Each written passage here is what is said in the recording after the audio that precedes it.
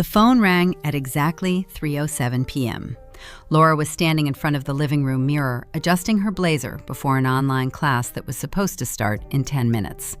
Just another normal afternoon, until she saw the caller ID, Sophie. Her 10-year-old daughter was spending the summer at her grandmother's house outside the city, something Laura had never been fully comfortable with. She answered immediately. "Mom!" The word came out as a scream, not a greeting, not excitement, fear. Laura felt something cold slide down her spine. "What happened?" she asked, already bracing herself. "Come get me, right now!" Laura sat down without realizing it. Her knees simply stopped cooperating. "Sophie, tell me what's wrong." A shaky inhale, then a whisper that carried more humiliation than anger. "Grandma said you didn't pay for me in front of Katie and Michael." Laura's heart skipped. "She said they get ice cream because their parents respect their elders, but I don't deserve any until mine learn how to behave." A sob broke through the phone. "I want to go home." Laura didn't even think. "I'm coming." She canceled her class, typed a short message to her husband. "Picking Sophie up. Your mother crossed a line." Then she grabbed her keys and walked out the door. During the entire drive, one ridiculous thought looped in her head. Ice cream, ice cream, ice cream. It wasn't about dessert. It was about humiliation. And children never forget the moment they are shamed. Laura had met Margaret 12 years earlier. From the very first handshake, she knew. She wasn't liked. Still, she believed, like most optimistic brides, that time softens people. It didn't. "Laura is very athletic," Margaret used to say with a polite smile. "Always running somewhere. Of course, no time to cook." Which was absurd. Laura cooked every day. But facts never mattered to Margaret. There was always something wrong. The house wasn't clean enough. Andrew wasn't cared for enough. Sophie wasn't raised properly. And worst of all, Margaret didn't bother hiding her preference for her other grandchildren. Katie and Michael could do no wrong.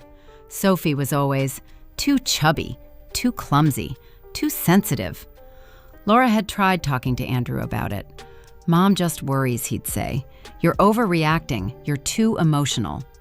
Too emotional, his favorite phrase. She'd heard it so often she almost started believing it. Margaret was clever. In public, she'd stroke Sophie's hair. "My sweet girl." But when no one was watching, well, Katie could already embroider at your age, and you can't even sew on a button. Or on birthdays, Katie and Michael received envelopes stuffed with cash and perfectly wrapped gifts. Sophie got clothes, 2 sizes too big. "Children grow fast," Margaret would shrug. Laura never wanted Sophie staying there, but Andrew insisted. "It's summer. Mom lives near the woods. There's a river, fresh air. Our issues shouldn't affect Sophie." Laura had stared at him. "That's exactly my point. Why should our child suffer because your mother doesn't love her?" "Don't invent problems," Andrew sighed. "She loves all her grandchildren equally." "Sure, equally." Margaret's house stood large and pristine behind a white fence. When Laura pulled into the driveway, Sophie was already on the porch, backpack on, waiting. The moment Laura stepped out of the car, Sophie ran to her and grabbed her hand with surprising strength. "Are we leaving?" she asked quietly. "Not yet." Laura pulled out her phone, opened the voice recorder, pressed record, slipped it into her pocket. A minute later, the front door opened. Margaret appeared. "Well," she chuckled, "look who decided to show up." "You could have called. I was baking, and suddenly, surprise visit." "Sophie said you refused to buy her ice cream in front of the other kids," Laura said calmly. Margaret rolled her eyes dramatically. "Oh, please. Is that what this is about? Children misunderstand things all the time, and you just come running?" She stepped closer, locking eyes with Laura. "I love all my grandchildren. Sophie just isolates herself, sits in the corner looking miserable. Honestly, she takes after you. Quiet, quiet, and then suddenly hysterical. You told her we didn't pay for her." Margaret squinted. "Well, did you?" Laura blinked. "I've been feeding 3 children for a week," Margaret continued, counting on her fingers. "Groceries, electricity, water, laundry, my time. Diana transferred money immediately for her too, but from you, nothing. I'm not exactly wealthy. I live on a pension." Then she added casually, "And ice cream costs money too." Laura inhaled slowly. "You never said we were supposed to pay." "Do I really have to spell that out?" Margaret snapped. Laura clenched her jaw, counted to 5. "How much?" Margaret named the number. Laura almost laughed. "What exactly am I paying for?"